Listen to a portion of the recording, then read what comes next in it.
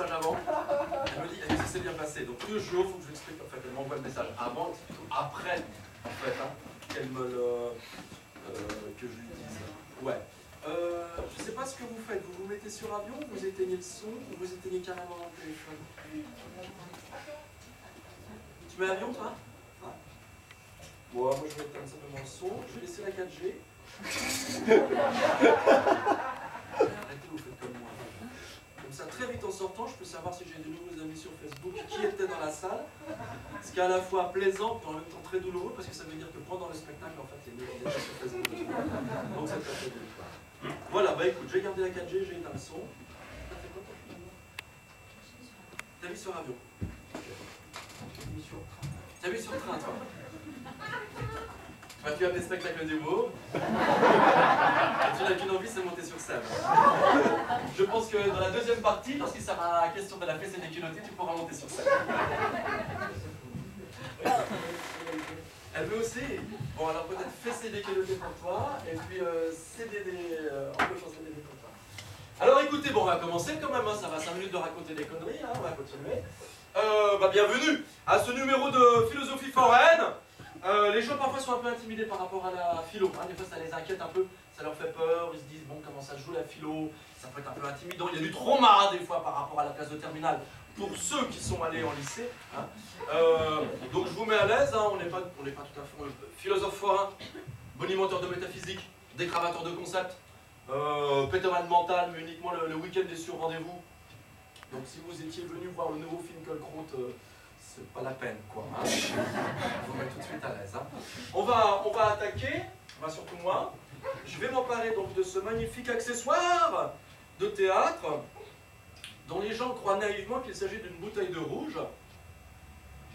Mais non, c'est bien un accessoire de théâtre. C'est la magie du spectacle. Il suffit que ce soit sur scène pour que soudain ça devienne un accessoire de théâtre. Et pourtant c'est criant de vérité. On dirait vraiment une bouteille de rouge. C'est tellement criant de vérité que en fait, je vais la boire en fait, devant vous. Et les gens disent, mais sans déconner, Guyard, il est temps enfin qu'arrête le festival d'Avignon, vu ce qui s'enfile et tout ça. Ce n'est pas moi qui bois devant vous, c'est mon personnage.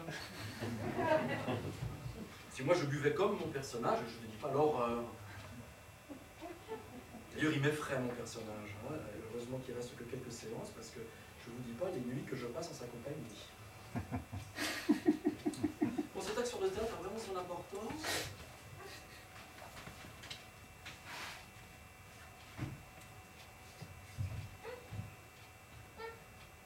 Alors, pas de flash. C'est un moment précis du numéro, parce que...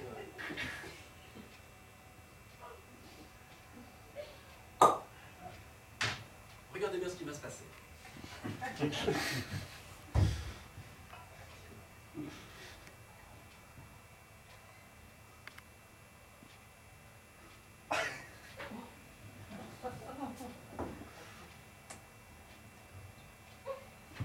Attention, regardez bien, je vous demande toute votre attention.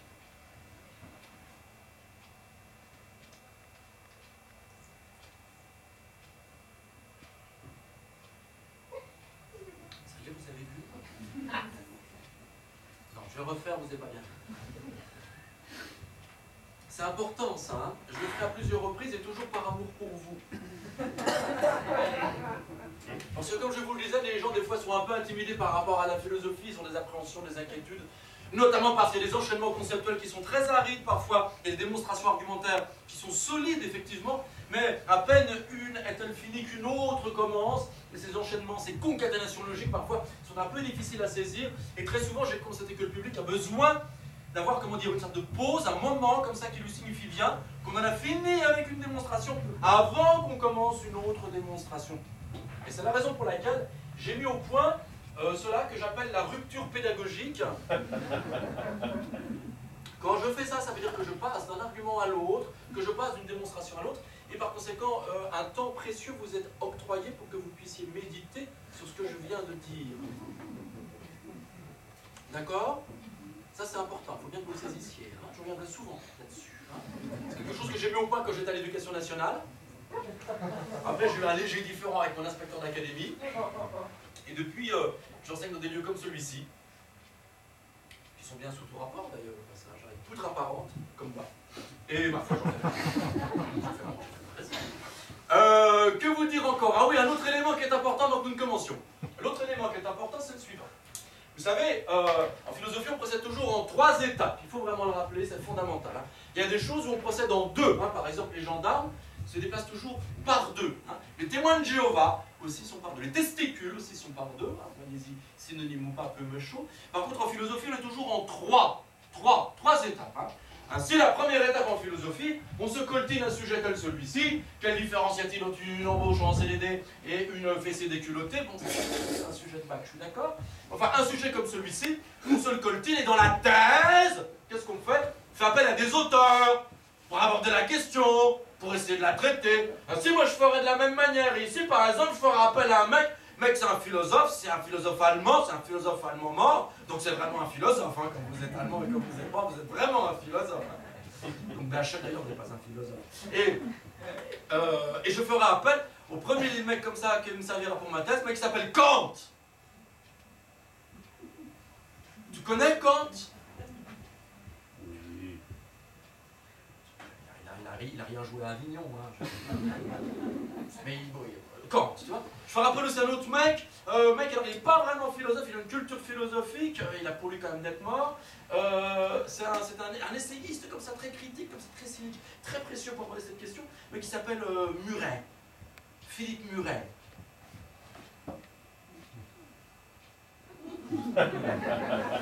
D'accord. Muret aide, ça vous dit quelque chose? Ça vous dit quelque chose, c'est bien, mais ça n'a rien à voir. En fait. Voilà, le mec vous rappellera quelque chose. Je vous rappelle aussi un troisième mecton, ou même plusieurs mectons, je vous rappelle un mec. Alors ça, vous devez le connaître. Hein. Quand j'ai vu Vautron, je me suis dit, cela, ça fait quelques années qu'ils le connaissent quand même. Hein.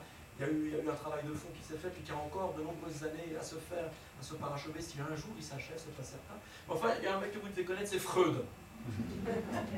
Tu vois? Freud,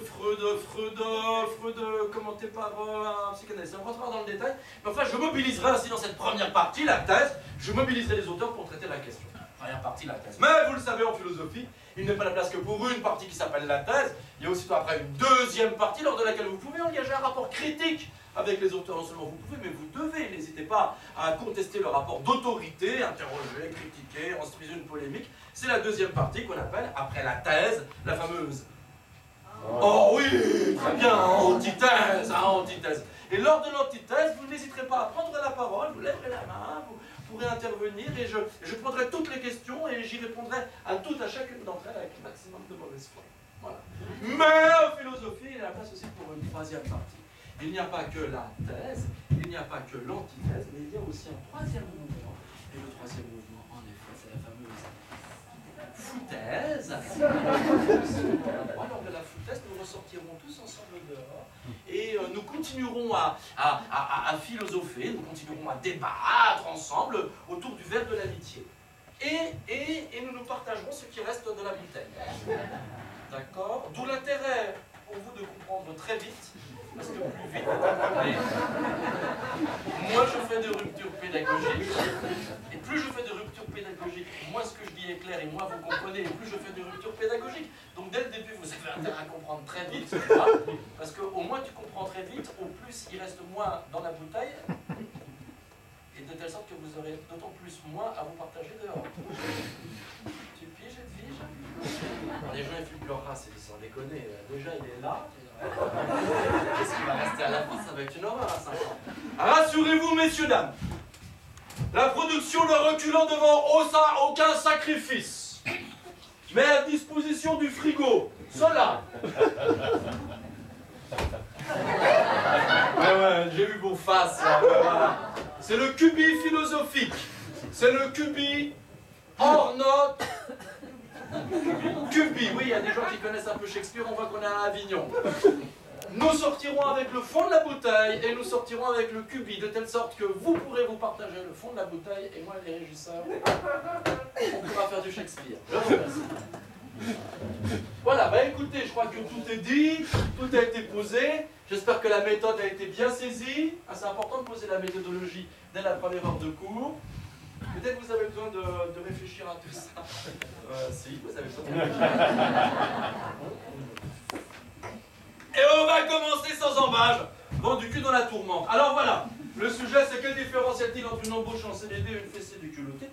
Sujet très étrange, mais en fait pas tant que ça, parce que ce que je voudrais interroger avec vous, si vous voulez bien, c'est ça, c'est que je me dis, c'est bizarre, maintenant il y a des nouvelles techniques de management.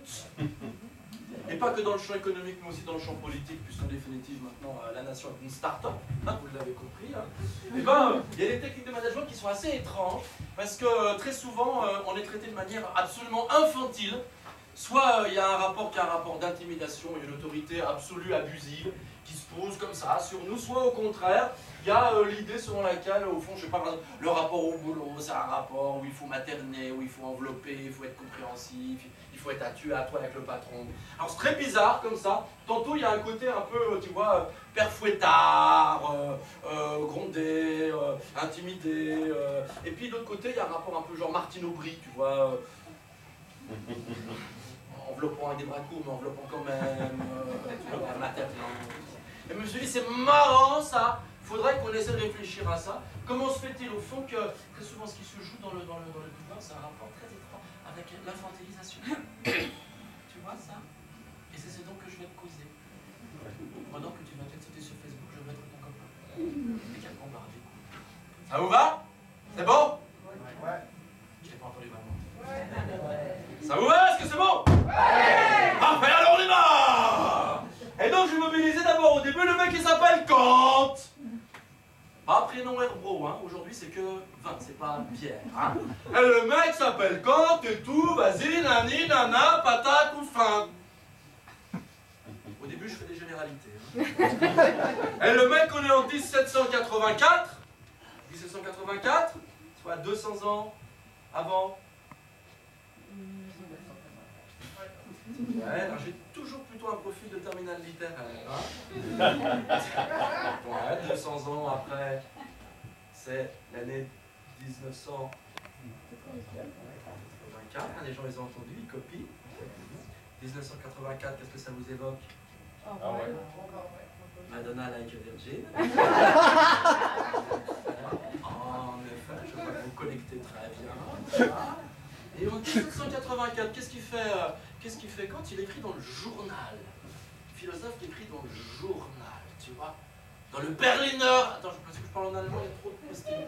Dans le Berliner Zeitung, tu vois? Et pourquoi? Parce que le rédac-chef du Berliner Zeitung, il dit à Kant... Bientôt on aura des Français, c'est mieux. Hein? Il dit à Kant, comme ça, il dit, mais c'est la folie, Herr Dr. Kant, c'est incroyable. Bon, je vais arrêter avec l'accent gauche. C'est incroyable, quoi. En fait, on sent qu'il y a une ébullition en Europe, on sent qu'il y a une espèce de germination, ça craque de partout, on se sent comme avec l'affaire Benalla, si tu veux, tu vois. C'est limite, ça craque de partout et tout. Et il émerge un peu quelque chose comme ça, c'est les Lumières. Tout le monde a ce mot à la bouche, les Lumières, en 1784. 5 ans avant... Avant la chute. 89. Et je sais pas ce qui a été chanté en 89. Par contre. Voilà, la révolution. Et donc le rédac-chef il dit putain, quand il faudrait que tu nous expliques ce que c'est que les Lumières. Toi qui es philosophe, toi qui sens tout ça. Et quand il dit pas de problème, je vais vous faire un petit article bien filé, bien propre et tout. Je vais vous expliquer ce que c'est que les Lumières. Mais dans un journal, tu vois, c'est intéressant quand même. Un philosophe qui écrit dans un journal, tu vois. Lui fait un petit article, alors un petit article pour un philosophe ça fait quand même 20 pages. C'est pas la page astro quand même de Biba quand même. Hein. Faut dire les choses, tu vois, ça fait ces 20 pages. Mais en fait dans les 20 pages, il se coltine la question de qu'est-ce que les Lumières. Et il y a un truc absolument espatrouillant et qui nourrit vraiment notre réflexion sur l'infantilisation dans le rapport au pouvoir, c'est que quand, pour parler des Lumières, de qu'est-ce que c'est que die Aufklärung, Klärung, hein, vous entendez dedans, clairon, n'importe quoi. Je mets la main dessus, les gens passent. C'est incroyable, c'est incroyable, tu vois. N'importe quoi. Quand il essaie d'expliquer ce que c'est que la Aufklärung, tu sais de quoi il parle en fait? Il commence son article en nous parlant du Yupala. Les gens disent, mais pourquoi parle-t-il du Yupala? Les gens se posent la question. Les gens se posent la question, mais pourquoi parle-t-il du Yupala? Oui, les gens sont spontanés surtout, tu vois. Et en fait, quand ils parlent du Yupala, parce que le Yupala, je ne sais pas si vous vous souvenez comment c'est, hein, tu vois, tu te souviens, hein, slip, armature de fer autour, hein, ça sent le SM là, pour l'instant, hein, tu vois. Mais au bout de l'armature de fer, des roulettes, 4 roulettes, tu vois. Et vas-y que le petit, il est là, comme ça, il sait à peine marcher, tu vois. Les parents prennent l'apéro, c'est la finale du match de foot, tu sais. Le gamin ne peut pas marcher tout seul, alors il le met dans le slip à roulettes, tu vois. Et comme ça, il peut boire des canons et le gamin ne va pas se fracasser sur la table de l'apéro, renverser les cahuètes et faire louper aux parents le but de Mbappé, hein, tu vois. Et donc, en fait, quand il commence le texte, il se dit, il faut arrêter avec le Yupala. Il veut expliquer qu'est-ce que les lumières, et il dit, vous voulez comprendre les lumières, arrêtez, putain, Schweinehund. Arrêtez, Schweinehund, avec des Yupala. Die Yupala ist eine große Scheiße. Il dit pourquoi? Parce qu'en fait, vous mettez l'enfant dans le Yupala et vous le mettez dans le Yupala en disant bah, c'est comme ça qu'il va apprendre à marcher. Il est au moins soutenu par les roulettes. Mais quand de dire aber nicht, aber am contraire, en fait, qu'est-ce qui se passe? Tant qu'il a les roulettes qui le soutiennent et qui l'aident, croyez-vous qu'il va marcher? Mais non, au contraire, ça le ramollit de la rotule. Comment ensuite il va envahir l'Alsace et la Lorraine? Pas possible. Ce dont il a besoin, l'enfant, c'est de prendre le risque de marcher, de se casser la gueule. Tant que vous l'assistez et tant que vous retardez le moment où il va prendre le risque de la liberté, qui s'appelle peut-être tomber, il ne pourra jamais accéder à la marche. Tous ceux qui m'aident en disant celui-là est trop jeune, celui-là est trop petit pour exercer la liberté, et en attendant qu'un jour il l'exerce, je vais l'aider à se préparer à la liberté. Tant que j'aide quelqu'un à se préparer à la liberté, je le retarde dans l'accès à la liberté et je ne le rendrai jamais libre. Raus die Yupala. Tu comprends ça? Et quand il dit, eh ben, c'est la même chose le Yupala, et en fait le traitement infantile des hommes les uns avec les autres. De la même manière que les parents irresponsables mettent leurs gosses dans le Yupala, et bien en fait dans le rapport que les hommes établissent les uns avec les autres, eux aussi, ils sont trop Yupalaisés. Tu vois? Et le drame c'est quoi? C'est que en fait, tu sais, t'as plein de gens, ils ont 18 ans. Il y a des gens, ils ont même plus de 18 ans. J'en connais. Et bien en fait, c'est pas pour autant qu'ils ne sont pas encore mineurs. La majorité et la minorité, dit Kant, c'est pas une affaire de taille, d'âge. La majorité et la minorité, c'est quoi? En fait, c'est une affaire d'autonomie. Et en fait, il y a plein de gens qui sont très adultes par rapport à leur constitution, par rapport à leur responsabilité sociale. Mais pour autant, ils sont complètement mineurs. C'est-à-dire qu'ils ont besoin de tuteurs, ils n'osent pas la liberté. Et quand il a une belle phrase, il dit, tu sais, il y a un truc qui est incroyable, en fait, c'est qu'il y a des gens comme ça, en fait, ils ont besoin, au quotidien, en fait, d'avoir un législateur. C'est-à-dire, en 1785 ans avant la Révolution française. Il dit, c'est incroyable, il y a des gens, en fait, ils confient à autrui le soin de diriger leur existence à leur place. Les gens, ils frottent.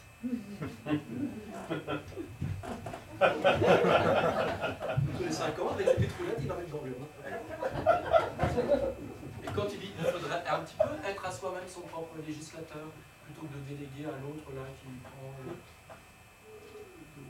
les amants comme garde du corps. Tu comprends, tu vois? Et quand il continue, il ne faut pas simplement être à soi-même son propre législateur. Quand il dit qu'il faut aussi être à soi-même son propre docteur. Il y a plein de gens, c'est incroyable, dans leur conduite ordinaire, dans leur conduite intime, dans leur pratique ordinaire, ils ne sont pas capables d'avoir une conduite.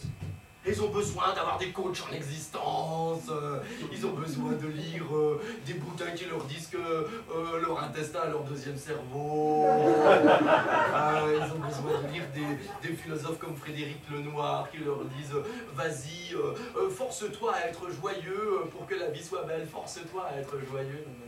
Poum, force-toi à être joyeux. C'est des coachs en existence, c'est des mecs, c'est des philosophes, ils t'expliquent comment il faut vivre. Le mec il lit pas la Bible, mais il t'explique comment il faut la vivre. Et toi du coup t'achètes le bouquin à 9,80 €. Et puis il s'agit d'être assuré de son membre législateur, il s'agit d'être assuré de son propre docteur. Et puis quand il dit, il s'agit aussi d'être assuré de son propre pasteur. Parce qu'il dit en 1784, c'est dingue le nombre de gens qui ont besoin d'avoir une autorité supérieure dans les affaires religieuses.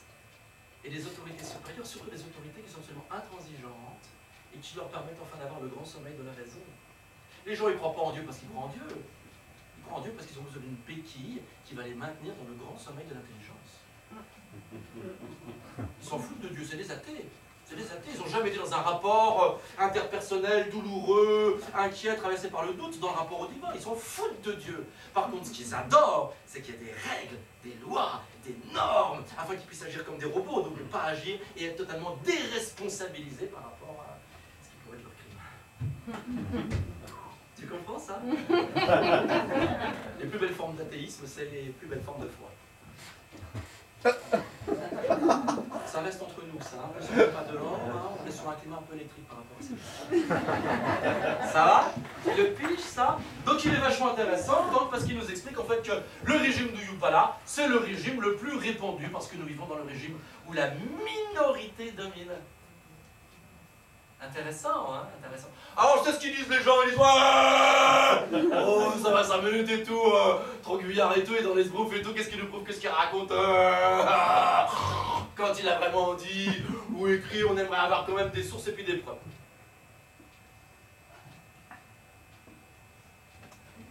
C'est la raison pour laquelle, rien que pour vous, ici à la maison Yves de Chiffres. Oui, il faut que ça vienne, il faut que ça vienne. Ça monte jusqu'au bout. Hein. À la maison Yves de Chiffres, je suis venu avec ce magnifique sac poubelle. Et les gens dans la salle de se dire, mais qu'est-ce qu'il y a dans ce sac poubelle? Les gens, pas que toi, les gens. Mais qu'est-ce qu'il y a dans ce sac poubelle? Alors les gens pourraient dire peut-être qu'il y a des pièces à conviction qui pourraient lancer, par exemple, relancer peut-être l'affaire du petit Grégory. Peut-être, on ne sait pas, tu comprends. Maintenant c'est la Vologne, c'est pas le Rhône. Même si dans le Rhône, il y a peut-être aussi des enfants. Mais comme les silures sont très gros, il n'y a plus d'enfants. En fait, dans ce sac, qu'est-ce qu'il y a? Il y a des petits livrets de philosophie foraine. Et dans ces petits livrets de philosophie foraine, qu'est-ce qu'il y a? Des extraits des philosophes selon lesquels que je te cause. Ainsi, tu pourras vérifier que peut-être que je te raconte des conneries, mais peut-être aussi que je les recopie. Je vais procéder à l'ouverture du sac. Vous êtes en grande majorité des gens émancipés, libérés, lecteurs de Télérama et votons plutôt à gauche. Toutefois, l'ordurerie et la vulgarité vous fait bien rire. Roland, musique pour l'ouverture du sac. Tu peux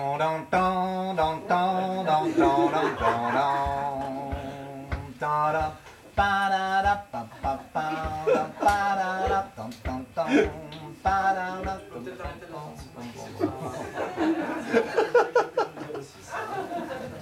on va procéder à l'ouverture du sac.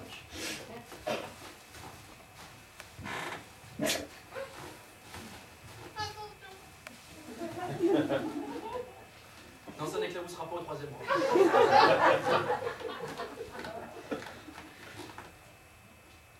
Et après, il faudra que je téléphone à ma mère.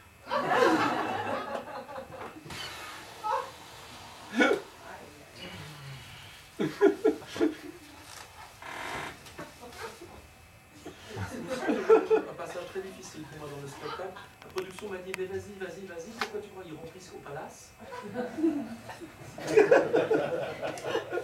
Les livrets, dedans vous aurez un extrait de Kant, je vais les distribuer, j'espère que j'en aurai assez. Si j'en ai pas assez, que vous êtes venu avec votre partenaire sexuel, vous me le dites, vous êtes côte à côte, vous dites, bah donnez-nous-en un pour deux, je ferai plaisir. Hein. Si vous êtes venu avec votre partenaire sexuel et votre amant ou votre amante, hein, parce que vous espériez qu'il allait y avoir une lumière tamisée, quand vous avez vu fesser des culottés, vous sentiez un truc très très chaud, tu vois. En fait, non, la lumière sera pleine dans toute la salle. Hein. Et toutefois, vous êtes tous les trois côte à côte, hein, mari, femme, amant, maîtresse, que c'est. Vous me le dites tous les trois ensemble. Hein. J'en donne un pour trois, ça me fait économiser. Plus on économise des papiers, plus nous on rachète du cubi. Hein, ça s'appelle l'économie circulaire. Tu vois, je distribue, vous voyez le fermer, bien sûr, tant que je ne vous dis pas de l'ouvrir. C'est évident. Tu la fermes.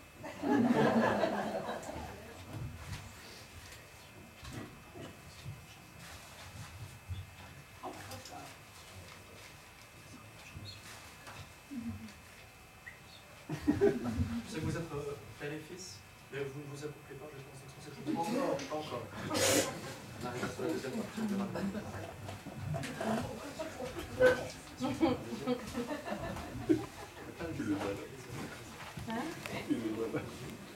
Attention, je vais faire des projections. J'ai eu mon expérience de souplesse de poignet. Vous avez vu comment ça va, c'est la main là? J'adore ton petit cri. Ah bah non, t'en as fait tomber par terre. T'as mis les deux mains. On a un petit coup, mais ça va. 4 ans d'internat, donc la souplesse du poignet, je connais. C'est ça, encore un petit peu. Tu en as quoi tout à l'heure? D'accord. T'es sûr que t'en veux pas quand même? Parce que c'est ta mère, tu sais, on n'a pas le droit en fait. Ça. Je donne quand même. Je dis la main, mais il y a quand même des choses que tu ne peux pas faire. T'es pas président de la République, je veux dire. Pas encore. Oh, attention, attention, je t'éclabousse là, hop là, boum. C'est le pêche en malade. Là, je vais vous en mettre un petit peu au fond, hein, carrez-vous là. Carrez-vous. Avisa, comme je disais dans le sud, avisa! Oh, avisa! Hey, le chien, oh, vous dire!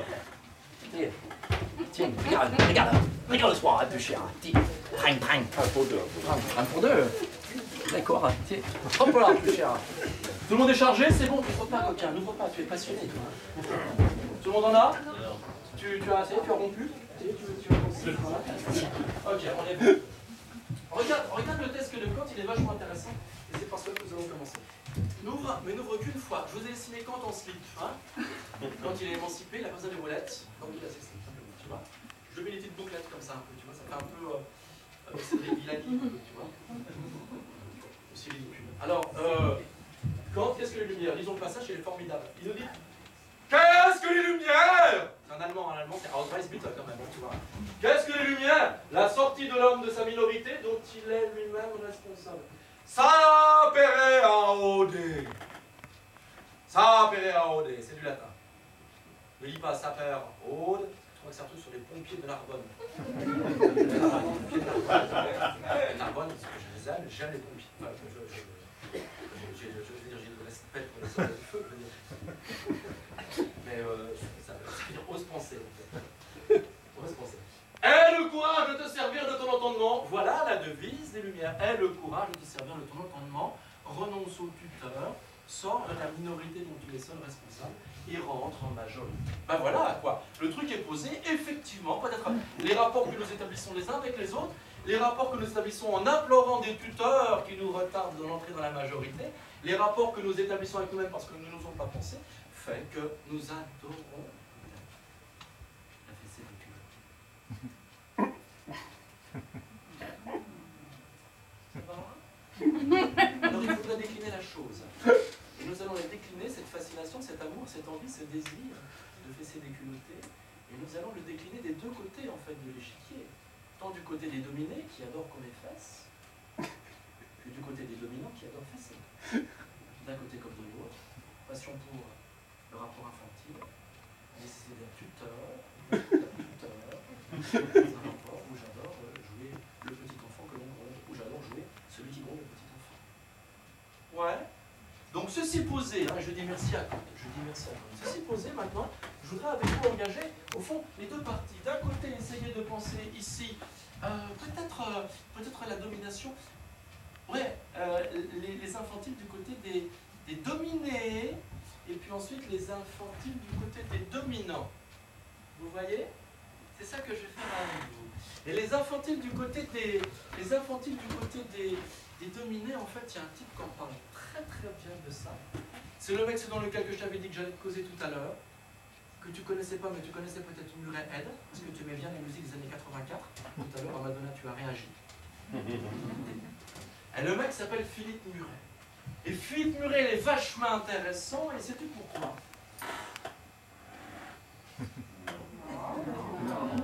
Philippe Murray est vachement intéressant, et sais-tu pourquoi? Et veux-tu savoir pourquoi? Oui.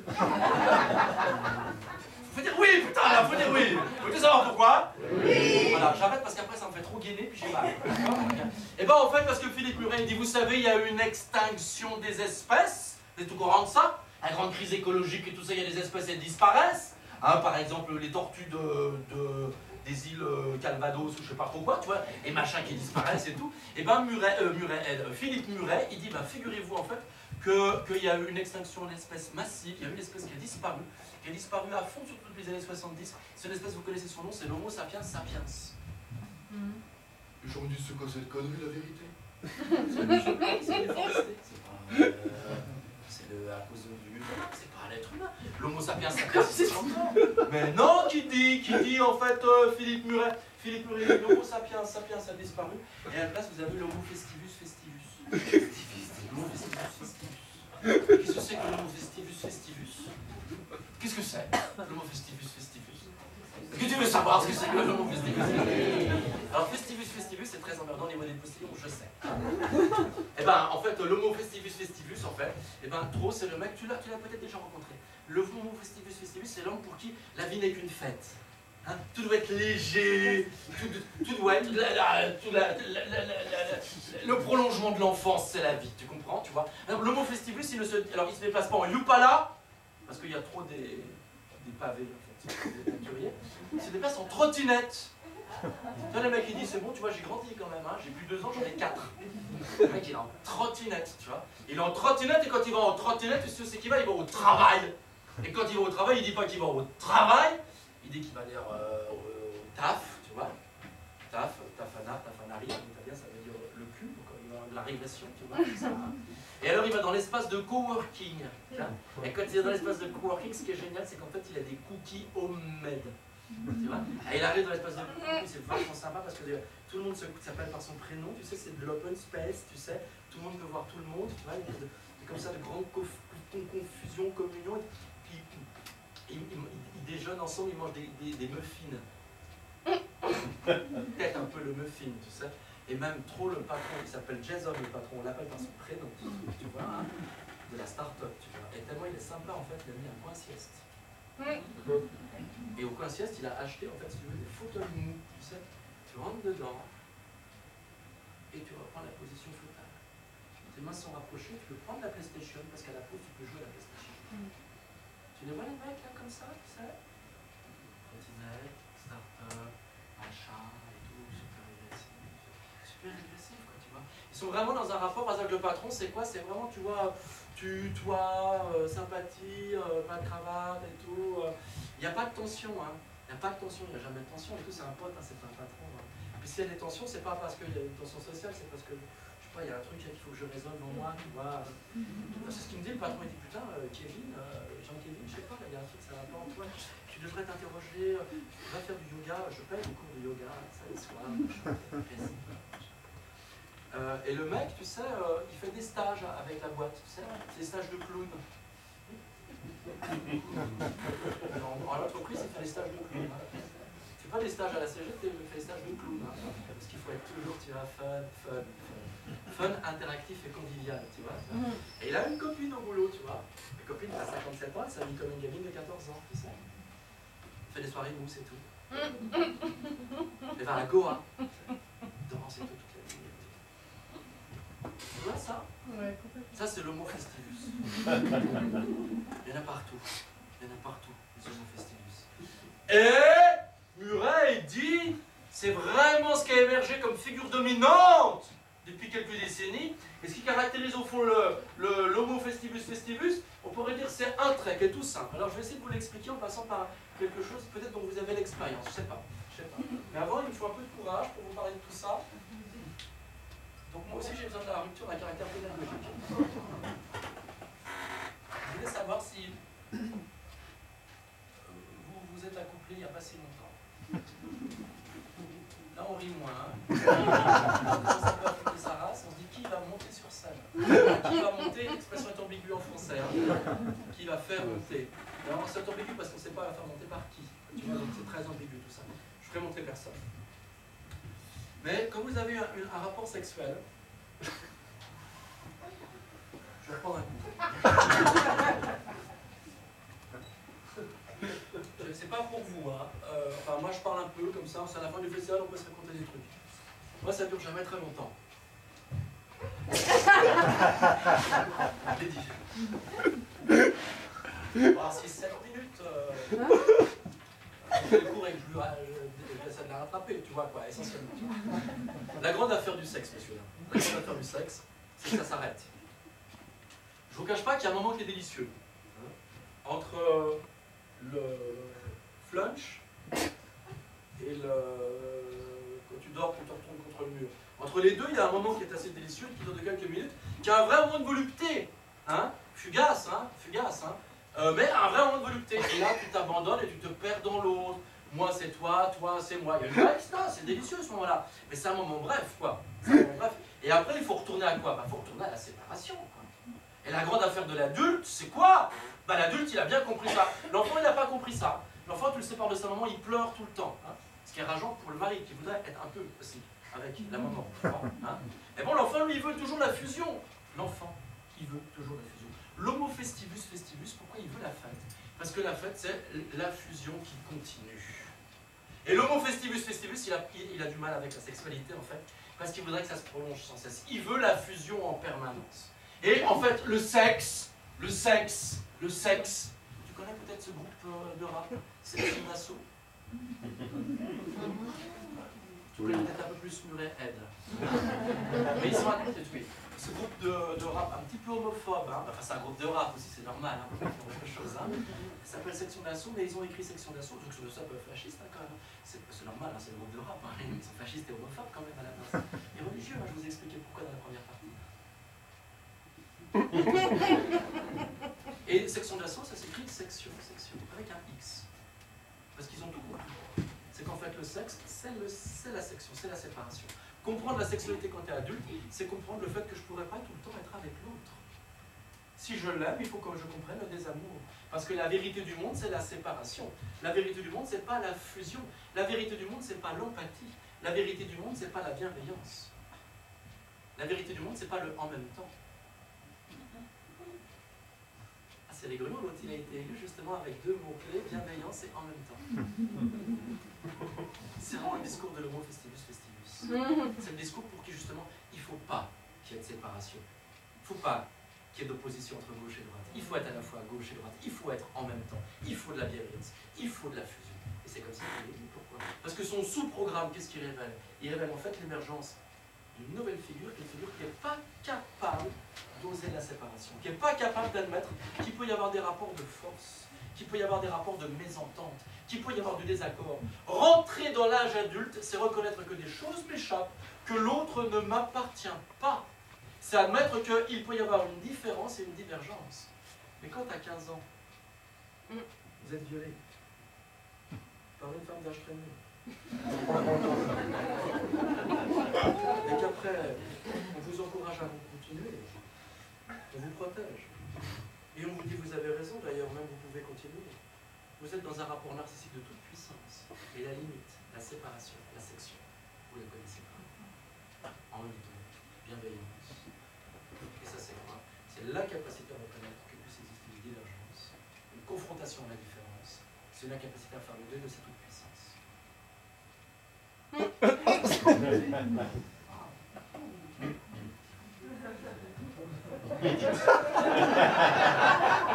Médite, t'as voté pour lui. Tu le comprends ça? Tu le piges? Et donc, dit Philippe Muret, ce qui est vachement intéressant, c'est que l'intuition kantienne selon laquelle effectivement il y a des hommes qui ont besoin d'être tutorés et qui adorent être bercés dans un état de minorité, des gens qui vivent dans le Yupala, il y en a encore. C'est maintenant la norme du côté des dominés qui prennent la figure de ceux qui ont la peur panique de la différence, de la divergence, du désaccord, du tragique de l'existence au fond, de ce que je ne pourrai jamais toujours fusionner avec l'autre, qu'il y aura toujours des limites à ma puissance, que je ne pourrai jamais englober la totalité du réel. C'est ça devenir adulte, et bien certains en sont incapables et ils ont été élus. C'est vrai. Et bien là, nous dit Philippe Muret, on est face à l'homo festivus festivus, et c'est la fin de l'homme, et c'est la fin de l'histoire, et c'est la fin de la démocratie, c'est aussi la fin de la littérature. Ça va? On l'a pris dans la gueule? Elle est bonne la douche froide? On a besoin, il fait chaud. La preuve en image avec un petit test que c'est dans lequel que nous allons regarder. Je vous invite à ouvrir une deuxième fois le petit livret. Alors voilà, là c'est en même temps gauche et droite. Moi je vous ai dessiné un petit truc, ça. Parce qu'en fait, avant Avignon, quand je prépare Avignon, en fait, je venir chaque semaine voir mon psychothérapeute, donc je laisse aller ma plume en fait. Il est venu me visiter à la salle, j'ai un truc, il m'a dit écoute, en septembre tu reviens, mais tu reviens 3 fois par semaine, parce que là, il y a quand même du désastre. Nous allons lire ce passage de Philippe Muret tiré d'un entretien de 2005. Voilà ce qu'il me dit. C'est le moderne de la nouvelle génération, dont la métamorphose est presque totalement achevée, qui a presque tout oublié du passé, de toute façon criminelle à ses yeux, de l'humanité, qui est tellement... Oui, c'est ça, tu lis bien. La vérité, c'est que tu lisais bien. Qui est tellement poli, épuré jusqu'à l'os, qu'il en est translucide. C'est quelqu'un qui a évacué la vieille dualité, anciennement constitutive de l'humain, ainsi que tous les clivages, les contradictions, les anciennes divisions sexuelles ou autres. Super, hein, ce texte. Super. Je voudrais vous donner une illustration sonore. Vous attendez tous Muret Aide. Vous n'aurez pas. Je voudrais vous donner une illustration sonore de quelque chose qui a été chanté par les jeunes socialistes d'une section intramuros de Paris en 2007, lorsque Ségolène Royal postulait pour être présidente de la République. Elle est rentrée dans cette salle, occupée par des jeunes militants socialistes, et elle est accueillie par cette bande-son. Voici venu le temps derrière les champs, dans l'île aux enfants, c'est tous les jours le printemps, c'est le pays joyeux, des enfants heureux, des monstres gentils, oui c'est un paradis.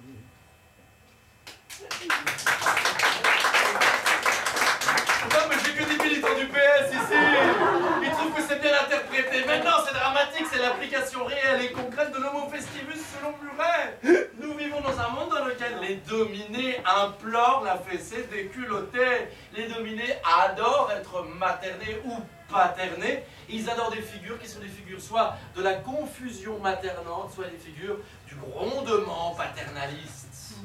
Tu vois ça?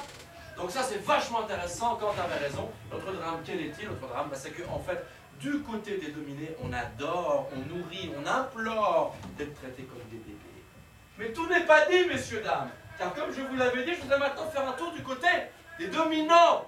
Voir si les dominants, eux aussi, ne sont pas épargnés par cette plaie qui s'appelle le désir, l'envie de fessé culotté ou d'être fessé culotté. Est-ce qu'il n'y a pas aussi quelque chose de régressif et d'infantile du côté des dominants?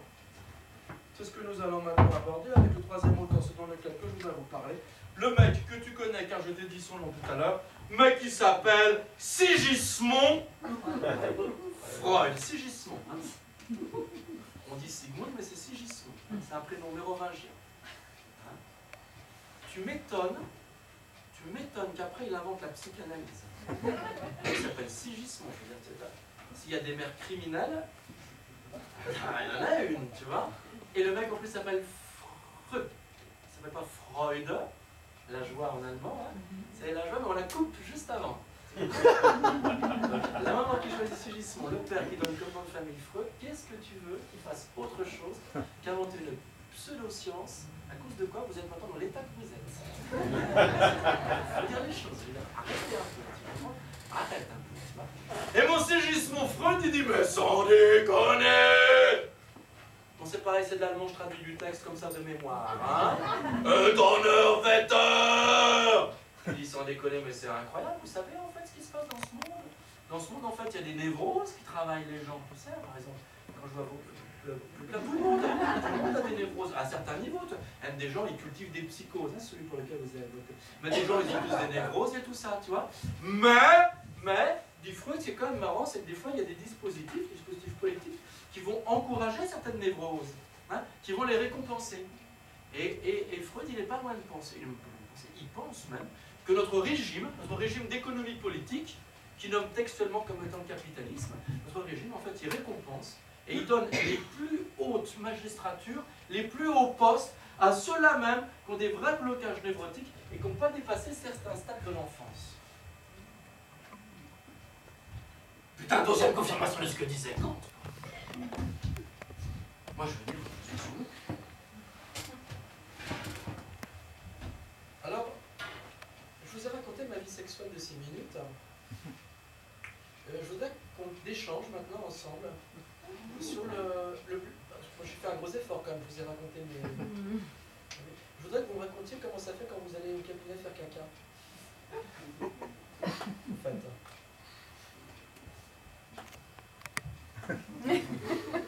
Non? Bon, c'est encore moi qui l'ai raconté.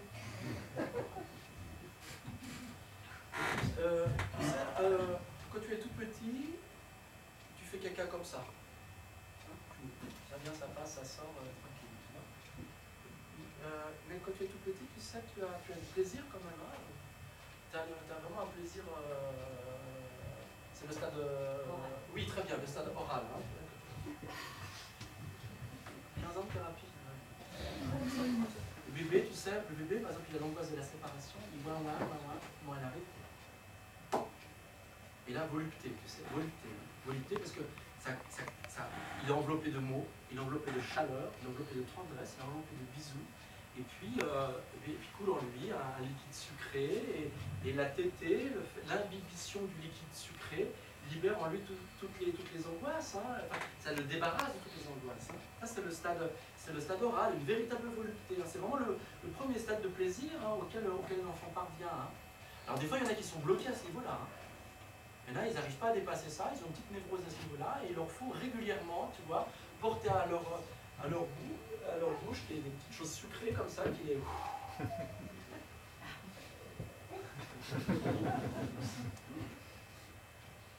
C'est pas grave, on vit bien avec une névrose. Hein.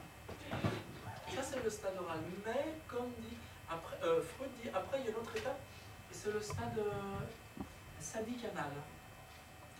Sadique-anal. Alors voilà, tu fais caca. Là, tu commences à contrôler les sphincters. Alors, ça reste entre nous, mais tu sais quand même, il y a un certain plaisir à... C'est délicat, on ne se connaît pas assez, mais enfin... tu vois. Mais comme le plus grand des plaisirs qu'il y a pour le petit enfant qui fait faire popo, tu vois, il a 3 ans, tu vois. 2 ans, 3 ans, il commence un petit peu à verbaliser, il a vraiment conscientisé la présence des parents, il décrypte le visage. Les parents sont très angoissés parce qu'ils aimeraient que l'enfant soit propre. Et l'enfant, qu'est-ce qu'il fait? Tu sais, il est sur le popo, il a papa et maman qui ont le visage ravagé d'angoisse. Et le petit enfant se rend compte qu'il ne tient qu'à lui. Il ne tient qu'à lui de prolonger l'angoisse. Et il prolonge l'angoisse en retardant le... Tu comprends ça? C'est vachement important parce que d'un coup, qu'est-ce qui se structure dans l'enfant? Sadique-anal. Je jouis de la souffrance de l'autre dès lors que je garde tout pour moi. Et l'autre, il attend que ça sorte. Tu connais la théorie du ruissellement? La théorie du ruissellement, elle est bonne tant qu'elle est une promesse. Une promesse qu'un jour ça va ruisseler. Et qu'un jour, enfin, ça pourra sortir. Ça sortira jamais. Mais tant que tu fais croire à la théorie du ruissellement, de quoi jouis? Tu jouis de ce que les autres angoissés attendent que ça ruisselle. Tu comprends ça? C'est le principe du capitalisme. Le capitalisme, ce sont qui capitalisent. Que capitalisent-ils? De l'argent. Et pourquoi capitalisent-ils de l'argent? Ils jouissent du spectacle de ceux qui attendent qu'enfin ils puissent en avoir. Si je leur en donne, je garde tout pour moi. Tu vois ça? Tu le comprends? C'est très important parce que certains sont bloqués au stade sadique-anal. Et c'est la raison pour laquelle ils sont récompensés en régime d'économie politique qui s'appelle le capitalisme. Dans le capitalisme, on va donner les meilleures places à ceux qui ont un blocage névrotique au stade sadique-anal. C'est pas moi que je le dis, c'est Freud qui commence à le pressentir en 97. En 97, on est quasiment 20 ans avant qu'il commence à théoriser la question. Mais déjà, il voit qu'il y a une articulation entre l'argent, la confiscation et la merde. Et ça, c'est dit textuellement. Textuellement, c'est dit par Freud, et ça va être reproduit par un très joli bouquin de Bernard Maris, le retraité Bernard Maris, qui va écrire un bouquin avec Dostaker, qui est un psychanalyste, qui l'intitule Capitalisme et pulsion de mort, où il montre que le capitalisme, il est détenu par des personnes qui ne sont pas en capacité de création, de sublimation, mais qui sont dans un rapport sadique avec autrui, qui se symbolise par la confiscation monétaire. Incroyable! La preuve en image avec le texte avec lequel nous allons conclure, que nous allons lire ensemble, est ce texte d'une lettre de Freud à son ami Fliss en 97, rapporté par Bernard Maris et Dostaker dans leur bouquin Psychanalyse et pulsion de mort, dans le chapitre intitulé Analité et Pognon. Je vous ai fait un petit dessin qui résume assez bien ce que c'est que la dialectique nord-sud avec le capitalisme aujourd'hui. Nous lisons le passage, et c'est avec cela que nous allons conclure. En vérité, Partout où le mode de la pensée archaïque a été dominant ou l'est resté, dans les cultures antiques, dans le mythe, le conte, la superstition, la pensée inconsciente, dans les rêves et dans la névrose, l'argent est placé dans les relations les plus intimes avec la merde. Lettre de Sigismond Freud à Fliss, le 24 janvier 97, cité dans Capitalisme et pulsion de mort de Bernard Maris et Gilles Dostacker, paragraphe intitulé Argent et analité. La conclusion est faite, messieurs, dames, vous l'avez vu, il est clair effectivement que nous sommes tentés, mais ça va partir, Camille. Nous n'avons pas le courage, nous n'avons pas la volonté, nous nous contentons d'être ainsi dans ces rapports qui sont des rapports infantés, nous adorons la fessée déculottée, que nous soyons du côté des dominés ou que nous soyons du côté des dominés. Je voudrais conclure avec un tout petit mot, c'est vraiment le dernier petit mot. Souvenez-vous malgré tout de l'éloge que j'ai fait tout à l'heure des pompiers de Narbonne. Je vous ai dit, j'aime les pompiers de Narbonne. C'est ça le secret. Hein. Aimez les pompiers de Narbonne. Vous allez repartir d'Avignon, vous allez continuer votre vie, mais gardez en tête un joli pompier que vous allez, un joli pompier à Narbonne. Hein, c'est très important. Peut-être que vous allez redescendre sur la Meuf, mais pas très loin de Narbonne. Hein. Quand vous passez à Narbonne, pensez à un petit pompier. Hein, très très important. Le petit pompier de Narbonne. Le petit pompier de Narbonne. Osez penser. Osez penser. La grande affaire là-dedans, c'est toujours facile d'accuser les autres. C'est toujours facile d'accuser des manipulateurs, des trompeurs, des gens qui voudraient nous fesser, qui voudraient nous dominer, qui voudraient nous humilier. Mais il faut oser penser par soi-même. On n'est jamais si bien asservi par soi-même. Et la conclusion, elle tient en deux mots. Si j'ai commencé avec le Yupala, la conclusion est claire. Sortez-vous du slip à roulettes. Sortez-vous du slip à roulettes. Je vous remercie.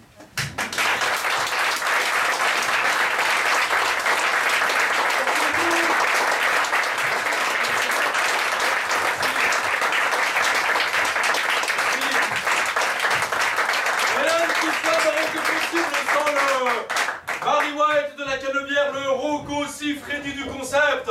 J'ai nommé Roland Cardella.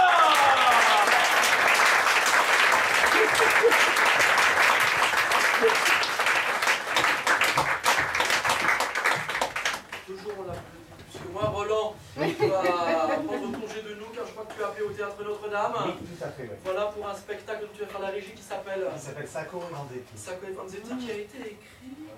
Par moi, oui en effet, voilà. Écoute, je te souhaite une bonne régie mon cher Roland, merci à toi, merci infiniment.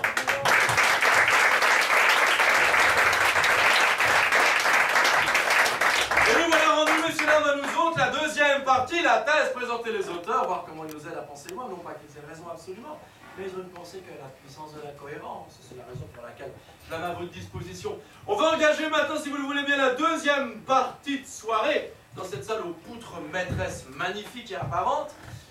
Je suis... Pourquoi je parle de ça? Je suis à votre disposition maintenant pour engager, si vous souhaitez bien le débat, si vous avez des interventions précieuses, si vous en avez gros sur la patate, c'est un espace de démocratie.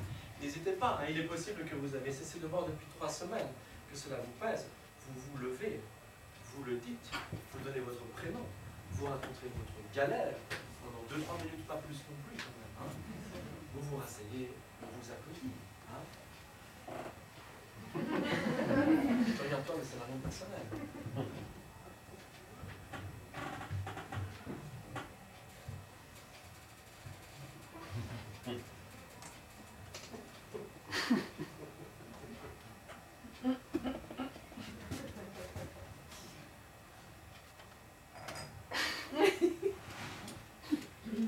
Parfois, la première question est un petit peu difficile. Ce que je vous propose, c'est qu'on passe directement à la deuxième question. Chère madame. J'aimerais savoir si c'est pas un peu risqué de penser par soi-même, surtout quand on habite vers Nantes et qu'on risque de se prendre des fumigènes dans la marche, c'est pas un peu risqué ce que vous nous proposez. Alors c'est pas moi que je cause. La dame elle dit, je sais pas si vous avez entendu au fond. Non. Ça, je vais pouvoir reformuler puis changer de question. Pour en proposer une à laquelle je peux répondre. La dame elle demande, est-ce que c'est pas un peu risqué le ose penser par soi-même, hein, le petit pompier de Narbonne. Oui, bien sûr, c'est risqué le petit pompier de Narbonne, mais comprenez bien aussi que tout le problème du Yupala, c'est qu'il n'y a aucun risque, et tant qu'il n'y a aucun risque, il n'y a aucune liberté prise.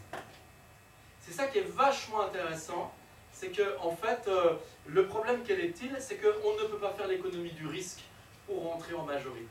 On ne peut pas faire l'économie du risque si l'on rentre en liberté. C'est intéressant ce que vous dites parce que lorsque Kant parle de Yupala et on fait la critique, il n'a pas la paternité de la critique du Yupala. Avant lui, il y a Rousseau aussi qui en fait la critique. Et pour les mêmes raisons. Et Rousseau aussi est un penseur de la Aufklärung. Et Rousseau dit la chose suivante, il dit, vous savez, dans la grotte du Cyclope, enfermés qu'ils étaient, les marins et Ulysse vivaient en toute sécurité. Ils n'ont pas pris le risque, tant qu'ils ne prenaient pas le risque de renverser le Cyclope et de lui crever les yeux, tant qu'ils ne prenaient pas le risque de se déguiser pour s'enfuir, ne prenaient pas le risque. Ils étaient heureux en esclavage. Heureux parce que justement mineurs. Et on ne peut pas faire autrement, et ça c'est quand même important, on ne peut pas faire autrement pour conquérir la liberté que de prendre le risque. Ça veut dire quoi aussi? Ça veut dire en finir avec les facilités de l'homo festivus, qui nous fait croire qu'on est toujours sur le mode de la confusion, de la conjonction et de la réconciliation. Je vais le dire autrement, au risque peut-être un petit peu de secouer, mais c'est aussi un peu le jeu. Il ne peut pas y avoir d'expérience de la liberté sans une expérience de la violence et de la séparation. S'il n'y a pas de violence, s'il n'y a pas de rupture, il n'y a pas de liberté. Et il n'y a pas de risque. Je dis ça, je dis rien. L'enfant se tient quoi? Tant qu'il respecte l'autorité des parents. Mais est-ce bien le but des parents que l'enfant soit quoi à jamais? Faire un enfant pour qu'il nous échappe, et il ne nous échappera quand il sera adulte. Donc on retrouve toujours cette métaphore qui est très intéressante, c'est à la fois une métaphore pédagogique et une métaphore politique qui vise à dire que la liberté se conquiert contre, la liberté se conquiert contre et dans le risque. Rupture pédagogique. Nous avons un Rennais dans la salle. Cher ami, au travers de ce que dit Kant, tout est plus fort, je vous prie, monsieur. Au travers de ce que dit Kant, quelles peuvent être les limites que l'on pose à l'éducation? Kant, il dit, si vous voulez, il a écrit un petit traité d'éducation, donc c'est intéressant comment ça circule tout ça. Les penseurs des Lumières sont en même temps des penseurs de l'éducation. Hein. Rousseau, bien sûr, avec Nouvelle Héloïse, Kant, qui écrit un traité de pédagogie.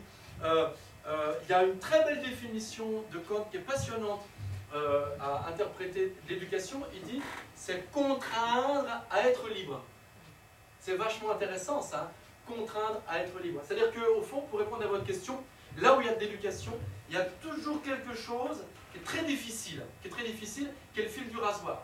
Il y a deux éducations qui n'en sont pas. Une éducation permissive, parce que si elle est permissive, elle retarde la section. Et l'éducation ne doit pas être permissive. Elle ne doit pas abonder dans le sens de l'enfant, elle doit quelque part faire violence à la tendance naturelle de l'enfant. Éduquer, ducere en latin, conduire, hors de. Donc c'est pourquoi il y a une dimension de contrainte. Mais en même temps, ça m'arrache la gueule de le dire, mais en même temps, il y a besoin de la contrainte, et en même temps, la contrainte qui est au cœur de l'éducation, c'est une contrainte qui vise à quoi? Qui vise à ce que l'enfant m'échappe. Car un bon pédagogue, à quoi aspire-t-il sinon à disparaître en tant que pédagogue? Vous voyez? Donc c'est cette espèce de fil très difficile qu'essaie de penser Kant entre la contrainte nécessaire et l'abolition de la contrainte. Lorsque l'éducation a compris que sa vertu, c'est de s'anéantir au fond. Vous voyez? Et c'est un peu le même jeu qui se joue avec les adultes, dès lors qu'ils vont oser penser par eux-mêmes.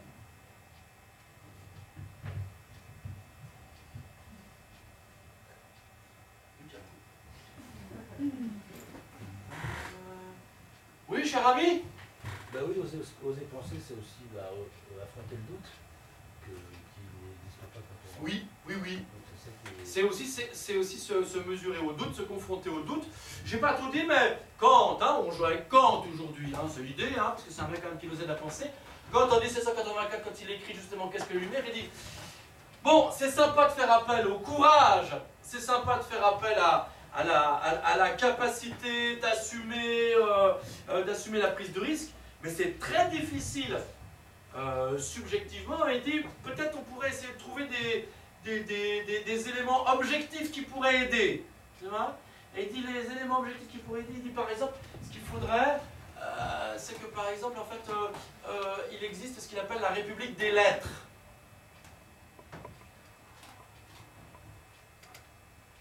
On va expliquer peut-être. Hein. Oui. La République, l'espace public. Et parfois il a investi l'espace public. Vous allez me dire par les footballeurs. C'est vrai. C'est pour ça que Benalla a tous les pouvoirs. Mais en fait, la République, l'espace public, il va être investi par quoi? Les lettres. Par le débat intellectuel. Et le débat intellectuel, dès lors qu'il apparaît dans la sphère publique, dans l'espace public, s'il y a débat, qu'est-ce qu'il y a? Il y a confrontation et divergence. Confrontation, front à front. Confrontation d'idées et divergence. Et s'il y a divergence, ce à quoi j'adhérais, voilà que ça s'effrite. Donc fondamentalement, par rapport au mot-clé qui a été envoyé, hein, il est certain qu'il faut parvenir à oser balancer par soi-même et être haut, c'est du rail. C'est difficile d'aller puiser en soi les ressources suffisantes. Mais il peut y avoir un outil qui peut m'aider à ça. Et l'outil qui peut m'aider à ça, c'est quoi? C'est encourager la République des lettres.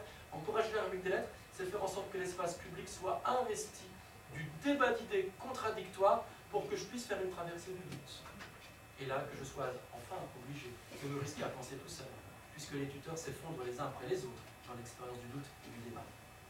Ouais. L'autre piste, il dit comme ça, quand il dit « Oh, puisqu'il faudrait aussi, faut vachement faire gaffe aux tuteurs de chez les tuteurs de chez les tuteurs. » Les hommes de foi. Et les hommes de foi, c'est pareil. Il faut qu'ils n'aient pas peur d'être exposés à la République des lettres. Respecter un homme de foi, c'est le critiquer et le soumettre au doute. 1784. On n'est pas rendu. Central.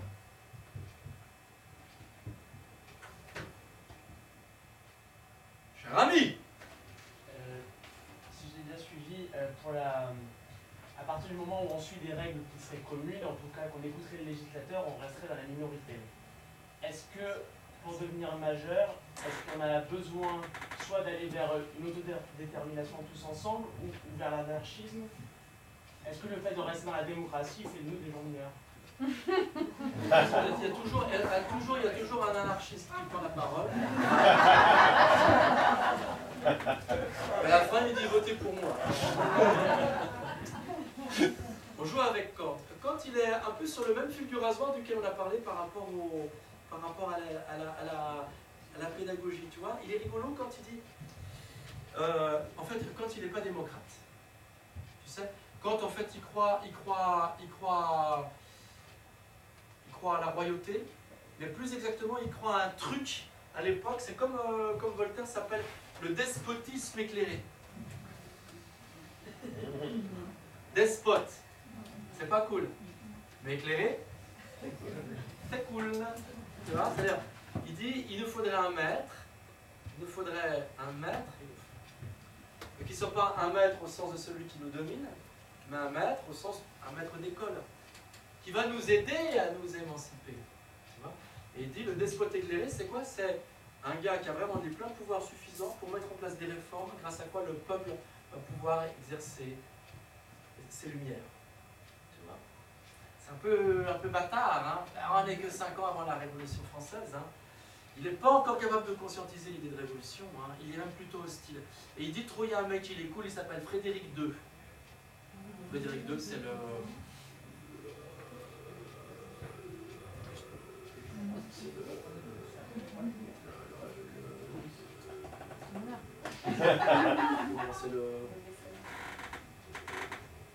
roi des Boches, tu vois. Et en fait, il dit, et ce mec est très amoureux des lettres, et lui pourra peut-être encadrer et aider à l'émergence du débat et du doute dans l'espace public grâce à quoi les hommes pourront se libérer des tuteurs. Il est encore dans cet esprit, Quentin. Tu vois. C'est vrai que Frédéric II, par exemple, tu vois, il parlait français. Ce qui est quand même un gage de qualité. Et il accueillait à Potsdam, au champ de Potsdam, avec la meilleure société française, les intellectuels français, tout ça. On parlait allemand, on parlait français à la cour du roi des Boches et tout. Il invitait Voltaire. Hein. Il essayait d'avoir des traits d'esprit. C'était un Allemand, hein. C'est pas gagné les traits d'esprit pour un Allemand. Par exemple, un jour, tu sais, il avait invité Voltaire à table. Et juste avant de passer à table, il y avait les soupers, tu sais, comme ça, et les assiettes à soupe. Tu vois. Puis sous l'assiette à soupe, parce qu'il était quand même rigolo, tu sais, Frédéric II. Il était rigolo comme un gauche. Il essayait d'avoir de l'esprit, tu vois. C'est comme ça en français. Hein. Voltaire est un âne. Oh, oh, oh. Et on pouvait glisser de petits papiers sous l'assiette à soupe. Et donc, Voltaire, tout ça, ce machin, tout ça.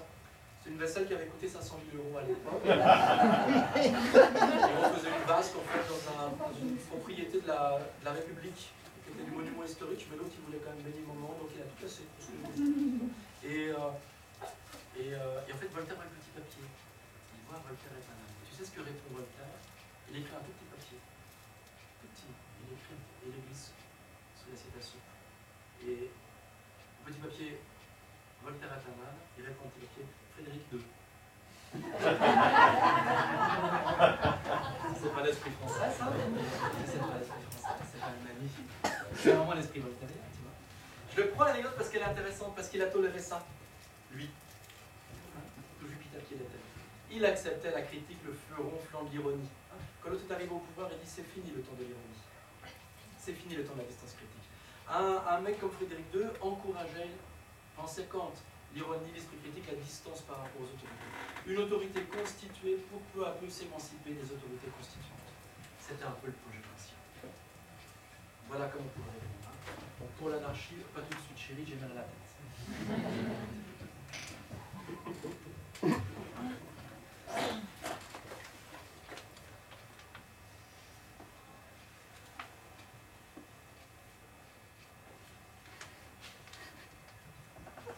Oui. Sur quel terreau il a poussé l'Homo festivus festivus? En fait, c'est intéressant cette question-là. Hein. C'est une question qui est très intéressante, qui est très complexe. On va en prendre une autre. En fait, c'est Philippe Muret. Il dit. Alors Philippe Muret, faut bien, je l'ai un peu posé au début. Hein, il est d'abord un essayiste et il est d'abord un grand amoureux de la littérature française, un très grand connaisseur des grands monuments de la littérature française. Et en fait, il dit l'Homo festivus, en fait, c'est autant une catégorie anthropologique, une caractéristique de l'homme, qu'un être de fiction. Et alors, sur quel terreau il a poussé? Eh bien, il dit en fait, il a poussé sur le terreau de la mort. Ça va vous étonner, mais je crois qu'il faut qu'on l'aborde. Il a poussé sur le terreau de la mort de la littérature. Quand un peuple ne lit plus, il est bon pour l'infantilisation, la domination et la fessée des culottés. Pourquoi? Parce que qu'est-ce qu'on fait quand on écrit? Qu'est-ce que c'est que la littérature? Eh bien, Philippe Muret dit, l'acte de littérature, c'est tout le contraire en fait du développement personnel. Le développement personnel, c'est quoi? C'est devenir le meilleur ami du monde, devenir son meilleur ami à soi, consentir au monde, vivre là, ici et maintenant, réconcilié avec les autres et son deuxième intestin qui est son troisième cerveau. C'est ça aujourd'hui le discours dominant. Le discours dominant, c'est quoi? C'est le monde tel qu'il est, aime-le. C'est une morale d'esclave. Hein. C'est une morale d'esclave. Apprendre à devenir le meilleur ami de soi, c'est dégueulasse. Moi, je me suis pas plus d'un quart d'heure. Hein. C'est tant mieux parce que comme ça, je fais l'effort de changer. Et puis, il ne s'agit pas d'aimer le monde tel qu'il est, il s'agit de le changer pour qu'il réponde à des exigences. Or, que fait la littérature, le dit Muret? La littérature, elle est un acte sacrilège, blasphématoire par essence. Parce que la littérature, elle ne se contente pas de ce monde. La littérature, elle ne dit pas le monde. La littérature, elle en fabrique un deuxième. C'est un scandale. Écrire de littérature, c'est toujours faire un acte de blasphème. Et par conséquent, continue Philippe Muret, dès lors que vous osez la littérature, dès lors que vous osez la fiction, car c'est la même chose, vous ne vous contentez pas de ce monde. Si vous ne vous contentez pas de ce monde, c'est que vous avez repéré en lui la laideur et l'insuffisance. Parce que vous avez une expérience du tragique. Parce que vous avez une expérience de la séparation. Parce que vous n'arrivez pas à faire fusion avec la laideur de ce monde dans lequel il y a des choses aussi hideuses que Ségolène Royal. Tu comprends ça? Donc percevoir le mal dans le monde, se séparer du monde, c'est simultanément être amoureux de la littérature. Un monde qui ne lit plus, un monde qui n'est pas capable de littérature, est un monde qui est libre pour la littérature. L'homo festivus, c'est l'homme de la fin de l'histoire, c'est l'homme de la fin des conflits sociaux, c'est l'homme de la fin de la lutte de classe, et c'est l'homme de la fin de la fiction de la littérature. Tout s'avance. Je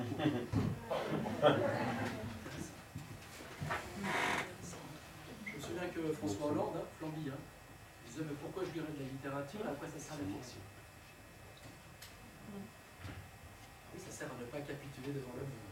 Ça sert à ne pas être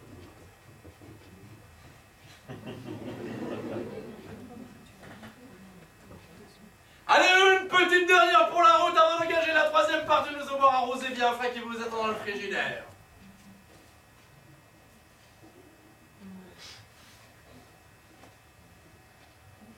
Vous voulez tout de suite le rosé bien frais dans le frigidaire. Très bien, je respecte votre volonté. Vous avez besoin de vous alcooliser pour vous infantiliser, être régressif. Parfait, je l'accepte. Merci infiniment. Bonne journée à tous. Merci.